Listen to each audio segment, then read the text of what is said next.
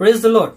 कैसे आप सभी लोग? आशा करते हैं आप सभी लोग आशीषित है और सुरक्षित है। आजादी सभा में आप सबका स्वागत है। और आइए इस समय जैसे हम परमेश्वर के नाम को ऊंचा उठाए और स्तुति आराधना में आगे बढ़े, प्रार्थना से हम शुरुआत करें।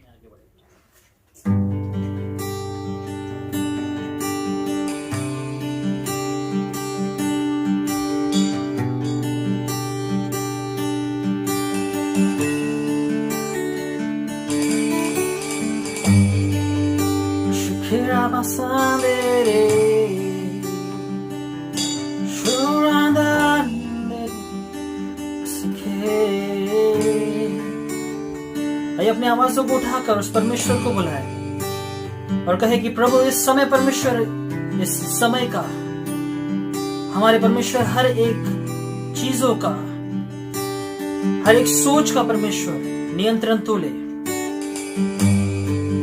हम अपने सारे बोझ को, हमारे सारी परमेश्वर सोच को तेरी ओर देते हैं और कहते हैं राजा, ये तेरा अनुग्रह परमेश्वर हम पर बनाए रखना।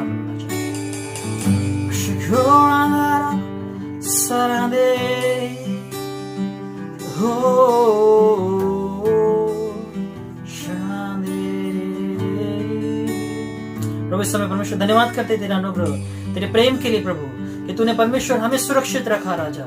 हर एक चीजों में परमेश्वर तूने आशीषित किया प्रभु। और इस समय परमेश्वर तेरा धन्यवाद करते राजा और कहते प्रभु कि तू परमेश्वर महिमा से हर एक चीजों को भरना, ताकि प्रभु हम परमेश्वर दिल, मन और आत्मा से परमेश्वर तेरी स्तुति और आराधना कर सके राजा। और कहते प्रभु कि इस समय परमेश्वर हमारे मन और हमारे दिल से परमेश्वर हम तेरी आराधना वो परमेश्वर सच्चे प्रभु को करें, जिसने हमें परमेश्वर इस स्तर पे रखा है और इस स्थान पे रखा है कि हम प्रभु इस लायक हो कि तेरी आराधना करें, तेरे वचन को सुने, तेरे वचन को बोले प्रभु राजा। इसलिए प्रभु इस समय का परमेश्वर तू नियंत्रण कर। सारी महिमा तुझे देते हुए प्रार्थना यीशु के नाम से करते हैं।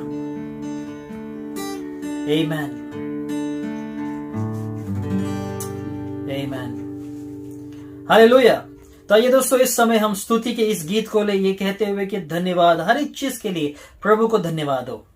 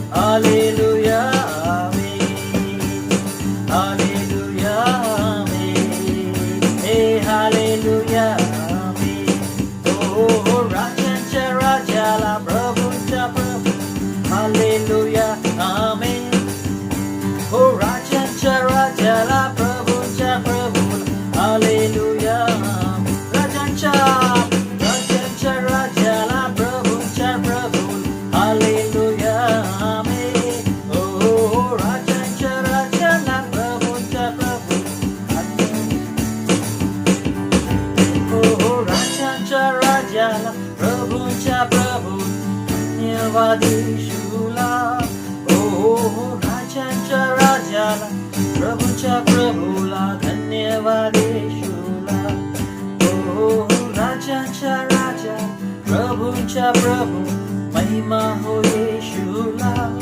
ओ राजांचा राजा प्रभूंचा प्रभू गौरव येशूला.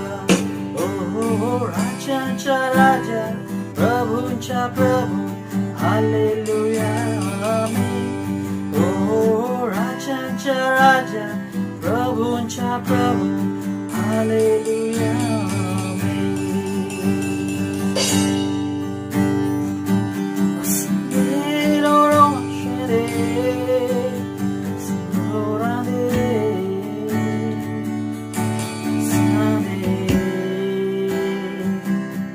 प्रभु इस समय परमेश्वर हम तेरा धन्यवाद करते हैं हर एक वो चीजों के लिए, तेरी महिमा करते हैं राजा. कहते हैं प्रभु कि हर समय परमेश्वर हमारे मुख से सिर्फ और सिर्फ गौरव निकले प्रभु, जो हम तेरे नाम को ऊंचा उठाए राजा. और वो बातों में परमेश्वर हम हर एक चीजों को भूल सिर्फ तेरी ओर आकर अपने जीवन को बिताए. और हर पल प्रभु हमारी हर एक सांस तेरी महिमा करे. हर दिन प्रभु हर एक परमेश्वर बातें तेरी स्तुति करे.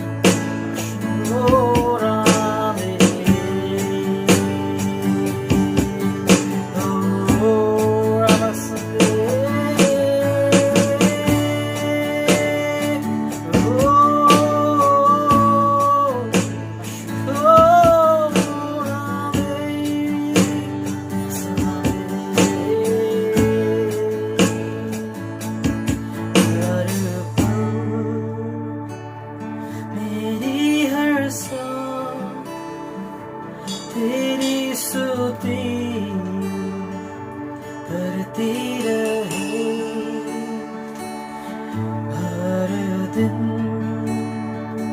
मेरी हर बात तेरी महिमा गाती रहे, हर पल मेरी हर सांस तेरी स्तुति रहे, हर दिन मेरी हर बात तेरी महिमा गाती रहे। Shalabasandi, Shakura Basandi, oh, Shalabasandi, Shalabasandi,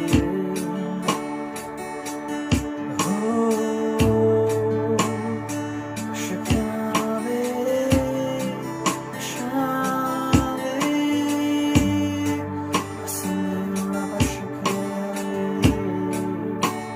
प्रभु इस समय परमेश्वर तेरे नाम को ऊंचा उठाते हुए प्रभु कहते हैं प्रभु कि हर एक कमी घटी को परमेश्वर हमारे जीवन से निकाल, जैसे हम तेरे और करीब आए प्रभु, हमारे मुख से हमारे हर एक बातों से परमेश्वर तेरी महिमा होती रहे, तेरी स्तुति हो हर एक बात में परमेश्वर। जो भी हम करे राजा उसमें परमेश्वर सिर्फ और सिर्फ तू हो। इसलिए प्रभु इस समय को, इस पल को हम तेरे हाथ में देते हैं, कहते प्रभु हर एक चीजों में परमेश्वर तेरी आत्मा होने देना राजा, और तेरी पवित्र आत्मा से परमेश्वर अगुवाई करना, ताकि कभी भी किसी भी चीजों में, किसी भी बातों में हम कम ना हो। हम परमेश्वर पूछ नहीं वरन सर हो, पीछे नहीं वरन आगे हो। तेरी अनुग्रह हमारे सर पर, हमारे जीवन पे रहे। इस समय को, इस पल को, इस उपस्थिति को देने के लिए धन्यवाद करते हुए, सारी महिमा तुझे देते हुए प्रार्थना यीशु के नाम से करते हैं। आमीन।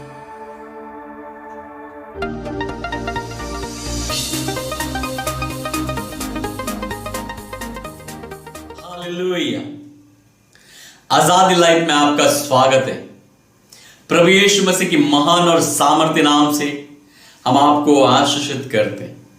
प्रभु यीशु मसीह बला और योग्य, सामर्थ और अभिषेकित परमेश्वर है। हम सबके साथ बड़े बड़े काम को कर रहे, इसलिए प्रभु को धन्यवाद। आज की शाम प्रभु यीशु मसीह महान और अद्भुत रीति से हमारा मध्य में कार्य करने वाला है, और हमारे लोग उसके कार्यों के द्वारा आशीषित होने वाले। आशा करता हूं स्तुति और आराधना का आपने बहुताई से आनंद उठाया। आइए हम आगे वचन की ओर जाएंगे। वचन में जाने से पहले हम प्रार्थना के द्वारा प्रभु के हाथों में समर्पण करते हुए जाएंगे। आमीन। आइए हम प्रार्थना करेंगे।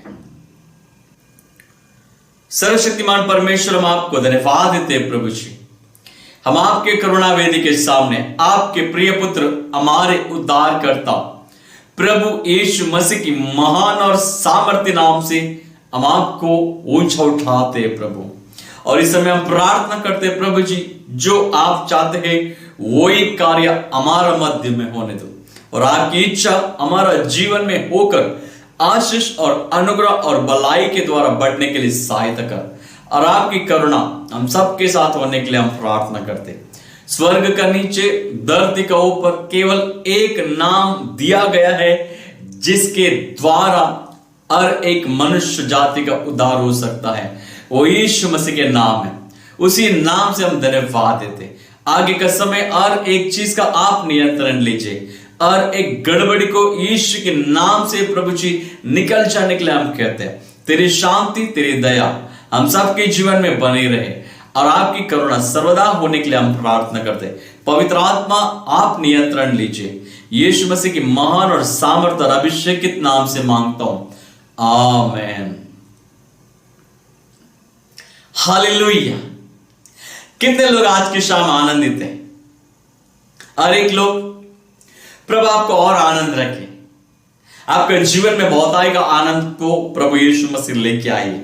जैसे इस लॉकडाउन का माध्यम में आप हर एक लोग अपने घरों में बैठकर विश्वास के द्वारा उस परमेश्वर का जीवित वचन को जैसे आप पूरी ईमानदारी से सुनते हो और पूरा वचन का सेशन को आप प्रभु का उपस्थिति के द्वारा सुनकर उसकी सामर्थ्य के द्वारा आनंद उठाते हो, वो प्रभु आपको कभी नहीं त्यागेगा, कभी नहीं ठुकराएगा। वो आपके साथ रहेगा, आपका हर एक परिस्थिति में आपको वो सहायता करेगा। आइए हम वचन की ओर बढ़ेंगे। आमेन। आज का वचन का शीर्षक है आपस में मिले रहे। आप मेरे पीछे बोलिएगा, आपस में मिले रहे। हालेलुया। अभी जब आपस में फ्रेंडशिप अच्छा होता है, काम बहुगुणित होते हैं, आनंद बहुगुणित होते हैं, खुशियां बहुगुणित होती है, हर एक चीजें डबल हो जाता है। बाइबल बताता है जहां एक वहां दो। अगर एक व्यक्ति 1000 का बराबर है तो दो व्यक्ति 10,000 का बराबर है। और एक आदमी बहुत कुछ कर सकते तो दो आदमी और बहुत चीज कर सकते हैं। तो आज मैं आपको बताना चाहता हूं, आपस में मिले रहे। क्यों हमें आपस में मिलना चाहिए, आपस में मिलने से क्या फायदा है और आपस में मिलके फायदा को कैसा हम आनंद उठा सकते हैं। हालेलुया। आइए हम वचन की ओर बढ़ेंगे। भजन संगीता 133 अध्याय, वहां पर केवल 3 ही वचन है। अब उसमें उस वचन का रहस्य को देखेंगे। आमेन। आइए वचन की ओर बढ़ेंगे। भजन संगीता 133 अध्याय वचन 1 से 3।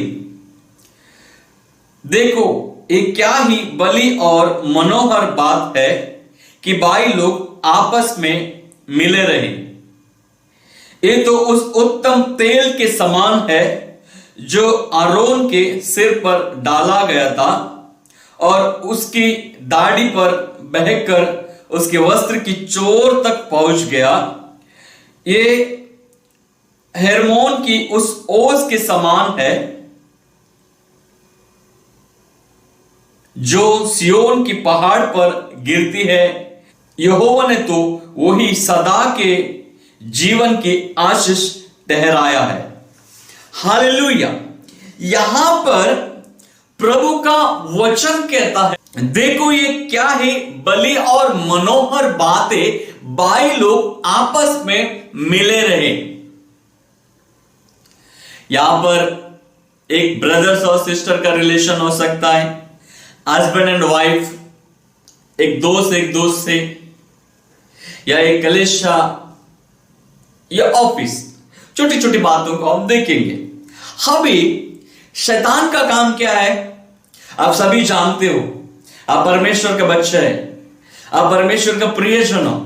शैतान क्या चाहता है और परमेश्वर क्या चाहता है, मुझसे बेटर आप जानते होंगे, लेकिन फिर भी हम कुछ बातों को देखेंगे। शैतान का काम है आपस में फूड को उत्पन्न करना, दोस्ती को खराब करना, भाई बहन का रिश्ते को डिस्ट्रॉय करना, मैरिज लाइफ को डिस्ट्रॉय करना और खत्म कर एक कोने में फेंक देना और आपस में झगड़ा उत्पन्न करना। लेकिन परमेश्वर का योजना, जो टूटा हुआ चीज है उसको फिर से जोड़ना, जो टूटा हुआ चीज है उसको फिर से जोड़ना, फिर से एक साथ चलना सिखाना। अभी आप फैमिली में देखते हो, अगर एक फैमिली में कुछ लोग हैं, माँ बाप होता है, 4-5 बच्चे होते हैं, तो क्या एक फैमिली में हर एक लोग एक जैसा आपस में मिले हैं? उनके अंदर वो पहला प्यार है, एक दूसरे को आदर करते हैं, या एक दूसरे के बीच में एक दूसरे के लिए दिल में जगह है? आज है ऐसे भी बहुत से लोग हैं परिवार में एक साथ मिलते हैं, एक साथ मिलकर जाते हैं, ऐसे लेकिन बहुत परिवार है जो आपस में एक दूसरे का मिलता नहीं है, एक दूसरे का मिलते नहीं है, एक दूसरे के अंदर बहुत ही भयानक झगड़ा होता है, छोटे छोटे चीजों को लेकर वार्तालाप होता है, कभी शब्दों के द्वारा वार्तालाप करते हैं, कभी एक दूसरे के ऊपर हाथ उठाते हैं, कभी आपस में मारने पीटने तक आते हैं और रिश्ता तोड़कर अलग हो जाते हैं। क्या ये परमेश्वर का योजना है लोग अलग हो जाए?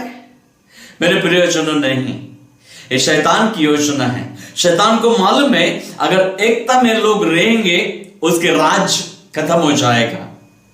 इसीलिए वो लोगों के अंदर, उनका विचारों में एक साथ जो चलना या एक साथ मिलना, ये जो रिश्ता है उसे पूरी तरह वो तोड़ता है और डिवाइड करता है। अभी कितने माँ बाप ऐसे हैं बच्चों के लिए अपने जिंदगी संवार लिए, उनका अच्छा पढ़ाया, उनको अच्छा लिखाया, उनको अच्छा एजुकेशन दिया, उनके लिए लोन निकाला, कर्जा चुकाया, भले वो अच्छे वस्त्र को नहीं पहनेंगे, खाना नहीं खाएंगे, उनके पास थोड़ा बहुत प्रॉपर्टी बनाया रहेगा, लेकिन बच्चे जैसे बड़े हो जाते, माँ बाप बुजुर्ग होते, वो बच्चों को अच्छा पोजीशन मिलने के बाद माँ बाप को एक कचरे का डब्बा का जैसा लगता है। उनके अंदर वो प्यार नहीं है। क्यों? क्योंकि शैतान एक चक्र वो घुमा दिया है ताकि वो तुझसे प्यार नहीं किया है, बस उसने अपना रिश्ते को निभा दिया है। बच्चे माँ बाप के बीच में रिलेशनशिप में दूरी आ जाता है, कड़वाहट आ जाता है। अगर वो कुछ पैसा भी देते, मान लीजिए माँ बाप बहुत प्यार से बच्चों को संभालते हैं, हर माँ बाप डांटते हैं, हमारा भाई माँ बाप हमको डांटा है, लेकिन मैं आपको यह बताना चाहता हूं माँ बाप का डांट में भी प्यार होता है। माँ बाप क्यों डांटते हैं?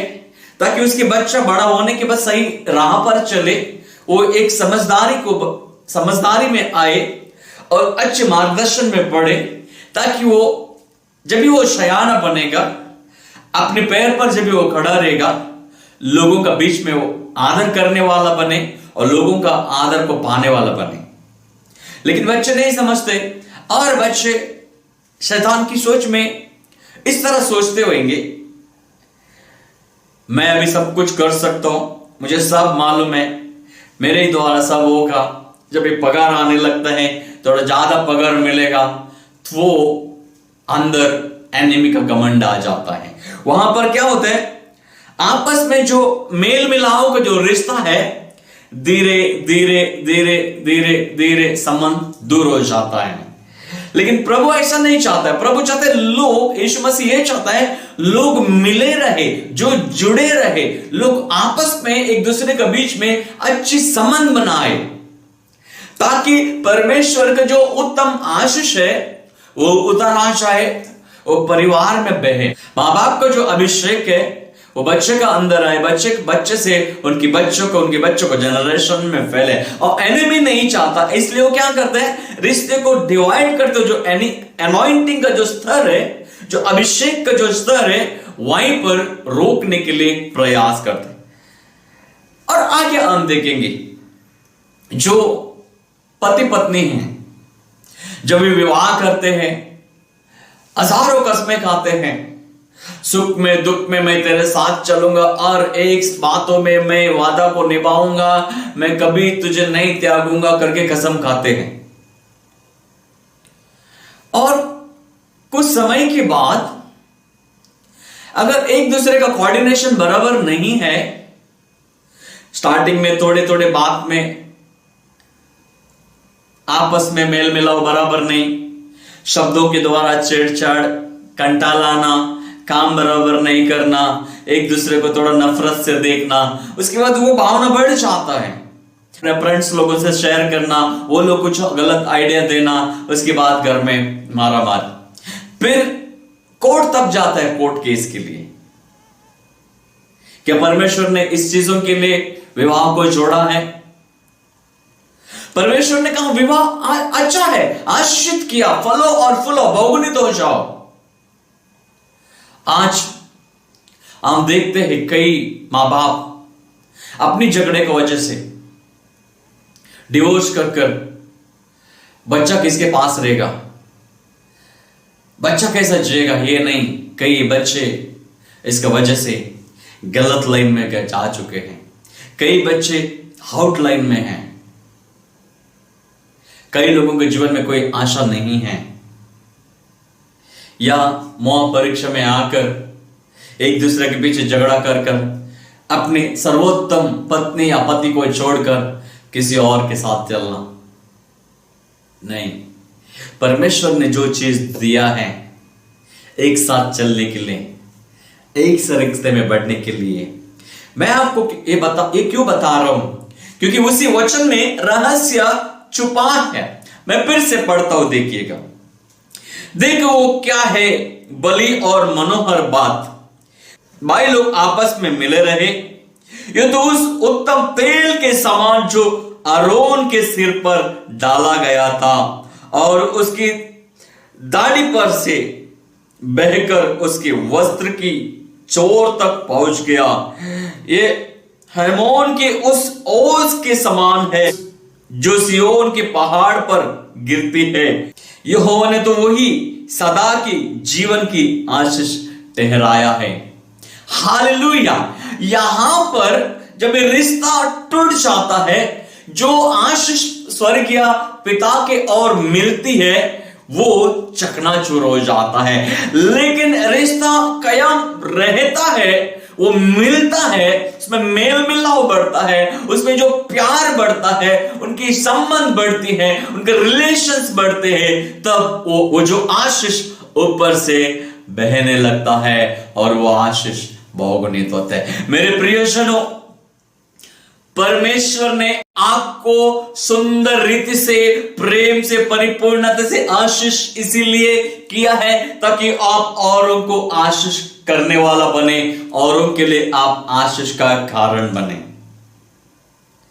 हमें हमेशा एक दूसरे के साथ अच्छा संबंध में रहना चाहिए, समाज में एक अच्छा उदाहरण बनना चाहिए। जिस नगर में हम रहते हैं उस नगर का कुशलता हमें देकर बढ़ना चाहिए।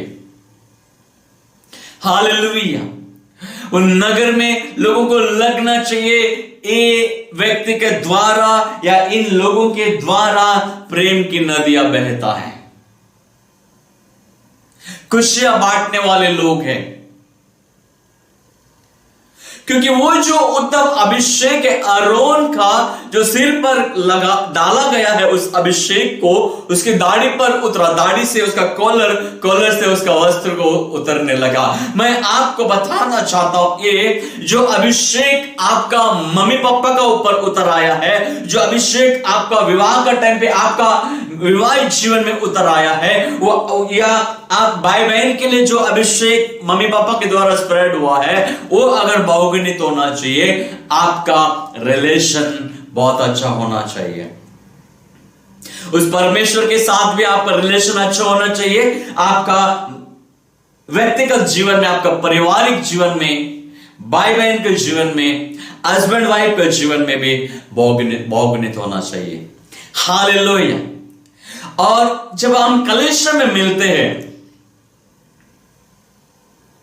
जब हम चर्च जाते हैं या हाउस ग्रुप या फेलोशिप या कोई मीटिंग्स में जब हम जाते हैं, हमारे अंदर कलीसिया का प्रति या कलीसिया के लोगों के प्रति कड़वाहट कभी नहीं होना चाहिए। एक बात आप ध्यान दीजिएगा, जब कड़वाहट आता है आशीष वहीं पर रोका जाता है। जो ब्लेसिंग्स रिलीज हुआ है वो ब्लेसिंग वहीं पर स्टॉप हो जाता है। लेकिन शैतान एक बात बहुत अच्छी रीति से जानता है, जब विश्वासी लोग आनंदित होता है, नगर में शांति आ जाता है। जीवन में शांति आ जाता है, भाई बहन का बीच में शांति आ जाता है, मैरिज लाइफ में शांति, हस्बैंड और वाइफ बहुत ही खुश रहते हैं। इसीलिए वो चाहते हैं उनका खुशियों को चुराए, क्योंकि जब एक वचन पर विश्वास करने वाला व्यक्ति, वचन के अनुसार चलने वाला व्यक्ति जब भी ज्यादा आनंदित होता है, वो वचन का रहस्य के अनुसार चलकर वो खुशी में बढ़ने लगता है, शैतान का राज खत्म होने लगता है, परमेश्वर का राज्य बढ़ने लगता है। इसलिए बराबर एनिमी जानता है लोगों के अंदर कौन से समय कौन सा चीजों को अगर बोधेगा उनके मन में, तब वो दुविधा में आता है और आपस में झगड़ों को उत्पन्न करता है। इसीलिए ताकि वो जो खुशियां, वो जो आनंद है, नगर में जो शांति है, उसको भंग करने के लिए वो बीज को बोता है बुरे बुरे चीजों का, ताकि रिलेशनशिप खराब हो जाए। आज बहुत से लोग वचन को जानते हैं, बहुत से लोग प्रार्थना में जाते हैं, लेकिन हर एक व्यक्ति क्यों अच्छी जिंदगी नहीं जीते हैं? उनके अंदर प्रेम क्यों नहीं है? उनके अंदर कड़वाहट क्यों है? उनके अंदर वो भयानक दर्द क्यों है? कड़वाहट का, झगड़े का, जलसी का, क्योंकि परमेश्वर के लिए अपने हृदय को पूरी तरह खोला ही नहीं, दूसरों को समझने के लिए कभी प्रयास किया ही नहीं। हमें दूसरों को समझने के लिए प्रयास करना है। हम ही बड़ा नहीं है, हमसे बड़ा भी कोई है, यह हमें जानना चाहिए, हमें समझना चाहिए। सबसे महान है वो परमेश्वर जो आकाश और पृथ्वी का नीचे मनुष्य का अंदर विश्राम करने वाला परमेश्वर है, निवास करने वाला परमेश्वर है। वो जो यीशु मसीह है, वो जो यहोवा परमेश्वर, वो जो पवित्र आत्मा की सामर्थ्य और अभिषेक के द्वारा हमें मदद करता है, वो जब भी आनंदित हो जाता है, बहुत सी चीज हमारा जीवन में कार्य होते हैं। हालेलुया। मैं आपको इस समय ये बताना चाहता हूं, अगर आपका शादीशुदा जीवन में छोटी छोटी बातों का वजह से आपका बीच में झगड़ा उत्पन्न हुआ है, चाहे वो कोर्ट में केस क्यों ना चले, अगर आप इस वचन को इस समय सुन रहे हो, आप उस व्यक्ति को कॉल कीजिएगा और उसको क्षमा मांगिएगा और उसको क्षमा भी कीजिएगा और उससे क्षमा भी मांगिएगा। फिर से आप एक साथ अच्छे रिश्ते में जीने के लिए चाहिएगा। आज से फिर से वो यीशु मसीह ताजा अभिषेक वो अंदर आपका जीवन में उठेलेगा, एक नई जिंदगी जीने लगोगे आप।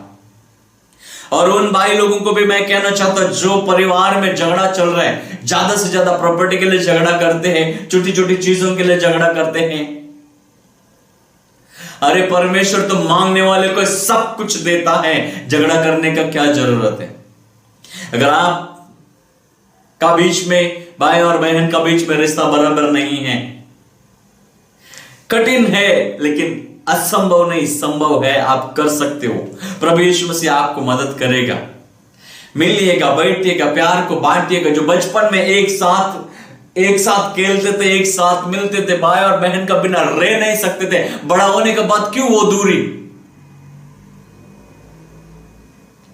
वो अभिषेक को फिर से अपने जीवन में कैरी करने के लिए प्रयास कीजिएगा, ताकि यीशु मसीह आनंद तभी हो जाते जब हम उसका पवित्रता और परिपूर्णता, उस अभिषेक को जब हम कैरी करते हैं अपने जीवन में, उस अभिषेक को जब हम लेके चलते हैं, तब वो बहुत आनंदित होता है। हालेलुया। स्वर्ग में जो कुछ भी रखा गया है वो हर एक वस्तु उसके बच्चों के लिए है। फिर भी आज आशीष से वंचित क्यों है?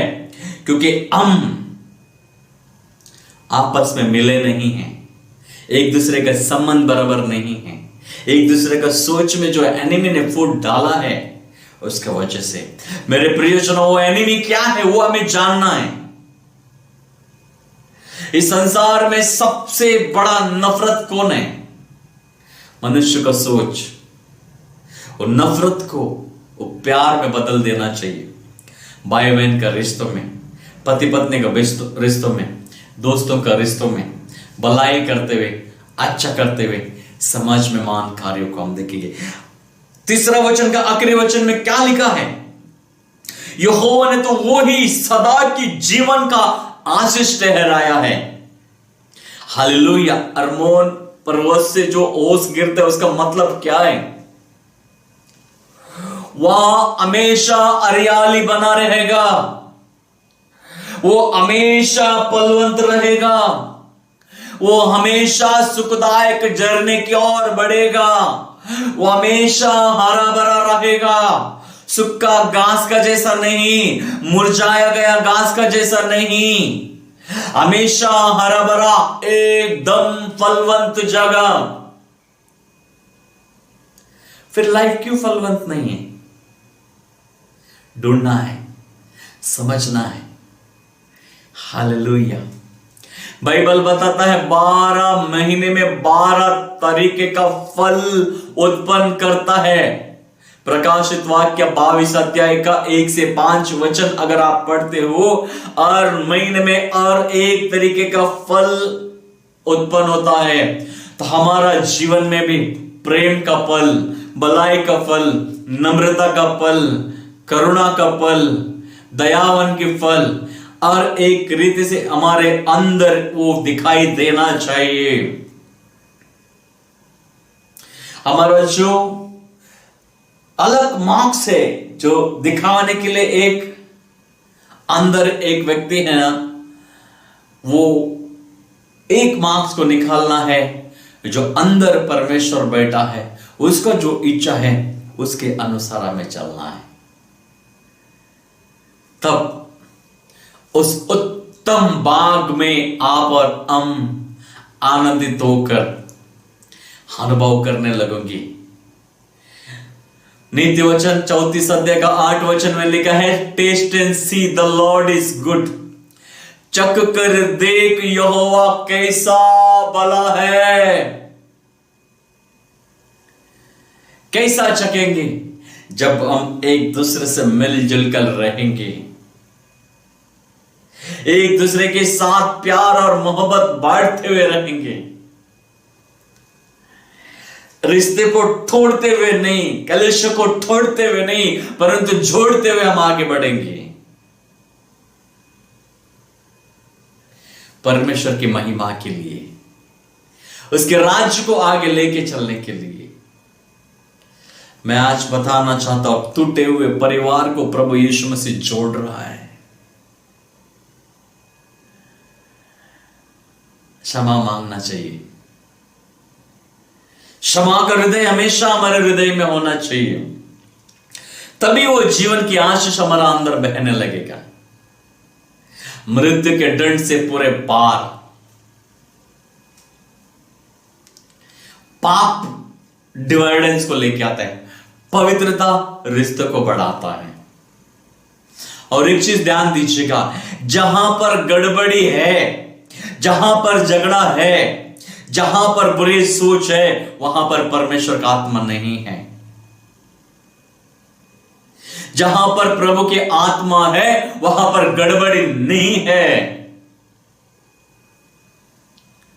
हमें यह जांचना है, हम परमेश्वर की आत्मा में चल रहे हैं या और यह हमें डालना है, यह हमें जानना है। हालेलुया। आशीषों में हमें बढ़ना है, फलवंत जीवन हमें चाहिए।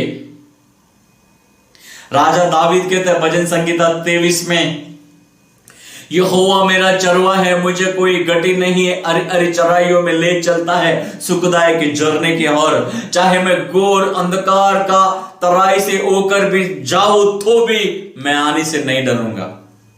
और आप पूरा भजन संगीतों को आप पढ़िएगा, या पहला शमूएल या दूसरा शमूएल को, अपना प्रजा से कभी भी वो नफरत नहीं किया, अपनी प्रजा का लोगों को दिल से दिल में प्यार रखकर चला। उसका सिंहासन हमेशा के लिए था, उसका पीढ़ी से पीढ़ी तक राज सिंहासन पे बैठा। वो अभिषेक बहते हुए आगे बढ़ा, जैसा अरुण उसके संतान वो अभिषेक बढ़ा, वैसा राजा दावीद का बेटा, उसका बेटा जनरेशन से आगे बढ़ा।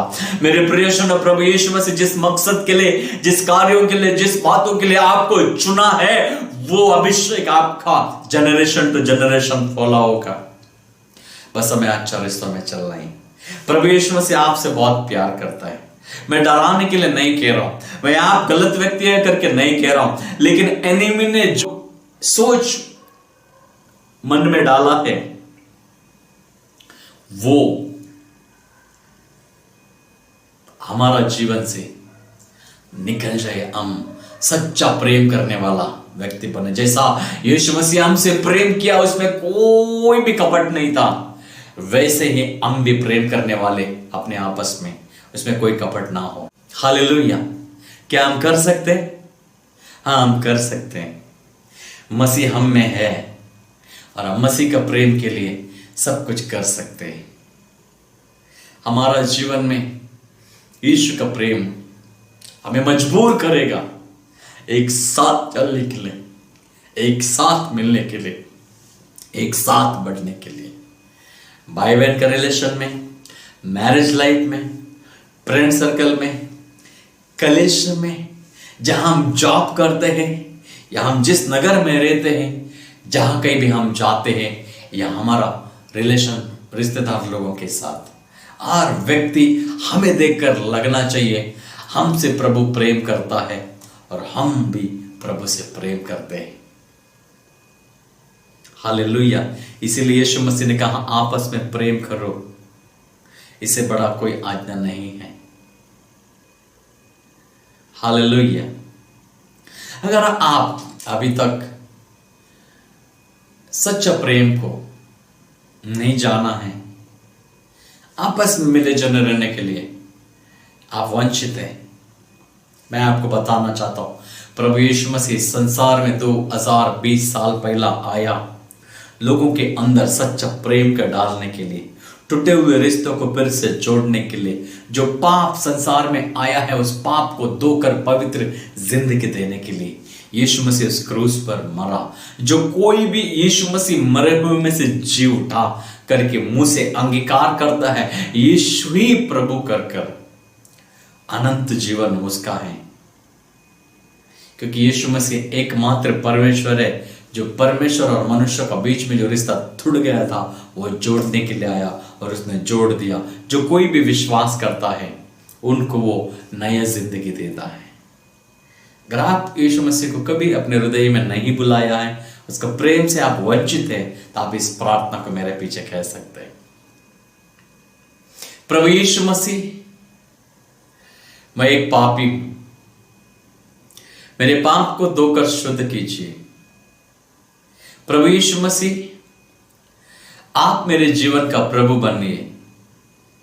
आपको मैं उद्धारकर्ता का रूप में स्वीकार करता हूं।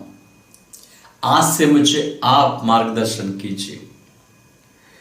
मेरा वर्तमान, मेरा भूतकाल, मेरा भविष्यकाल, और एक चीज आपके हाथों में सौंप दे।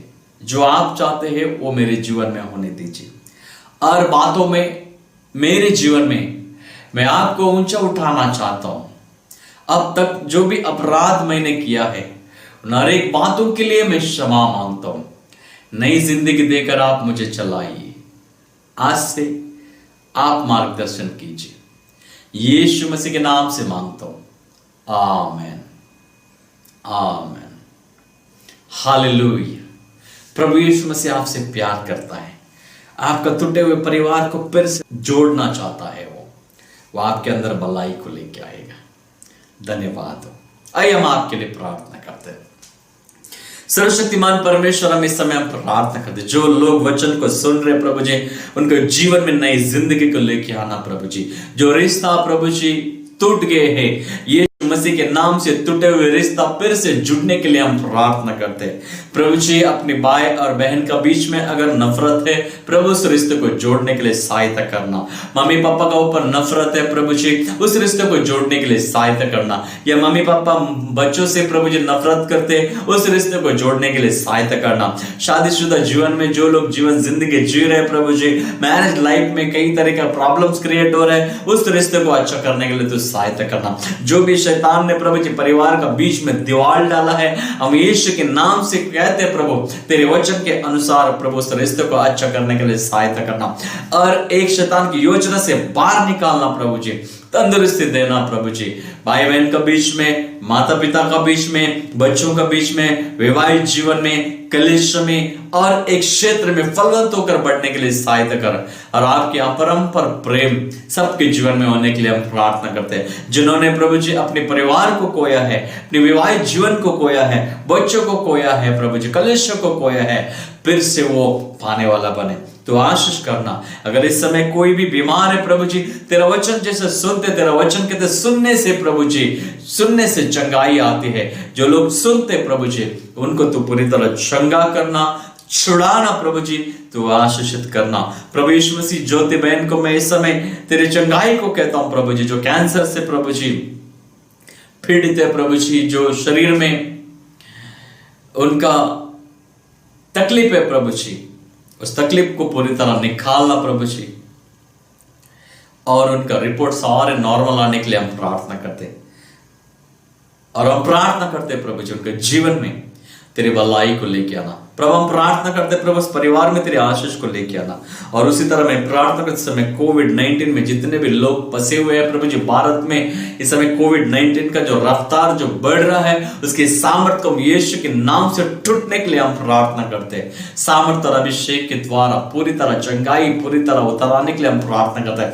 और एक नगर में प्रभु जी तेरी कुशलता बढ़ने के लिए हम प्रार्थना करते हैं। और हम प्रार्थना करते हैं प्रभु जी, इस समय प्रभु जी हमारा महाराष्ट्र को भी तेरे हाथों में सौंपते। और हम प्रार्थना करते प्रभु जी, रूल्स एंड रेगुलेशन का फॉलो करने वाला बने प्रभु जी, लोग प्रभु जी सोशल डिस्टेंस रखने वाला बने प्रभु जी, और एक लोग बीमार मुक्त होकर खुश और आनंद के द्वारा चलने वाला व्यक्ति बने। तो आशीषित कर प्रभु जी। जो भी प्रभु जी डॉक्टर लोग ट्रीटमेंट कर रहे, नर्स लोग ट्रीटमेंट कर रहे प्रभु जी, और पुलिस वाले लोग जैसे देख रहे, एक लोगों को तो सुरक्षा देना प्रभु जी, और आपकी आशीष उनके जीवन में होने दो प्रभु जी। जो भी लोग ट्रैवलिंग कर रहे, काम पे जा रहे, आ रहे ऑफिस में प्रभु जी, उन सारे लोगों को भी सुरक्षा देना प्रभु जी। कोई भी वायरस का शिकार ना बने, तो आशीष कर, अनुग्रह कर, तेरी भला चंगाई उनके जीवन में उतर आने के लिए हम प्रार्थना करते हैं। उसी तरह तेरा शांति, दया, अनुग्रह, प्रेम और परिपूर्णता सबके जीवन में होने के लिए हम प्रार्थना करते हैं, यीशु मसीह की महान और सामर्थ और अभिषेकित नाम से, आमीन। हालेलुया। प्रभु आपसे बहुत प्यार करता है और आपका जीवन में बहुत से कार्य करना चाहते हैं। इस समय अगर आपका कुछ गवाही है, azadilife@gmail.com में आप हमें मेल कर सकते हैं। आपका कुछ हमें बांट सकते हैं, या आपका कोई प्रार्थना विनती है, प्रार्थना पॉइंट है, वो भी आप azadilife@gmail.com के द्वारा आप हमें मेल कर सकते हैं। प्रभु आपको आशीषित करे। God bless you.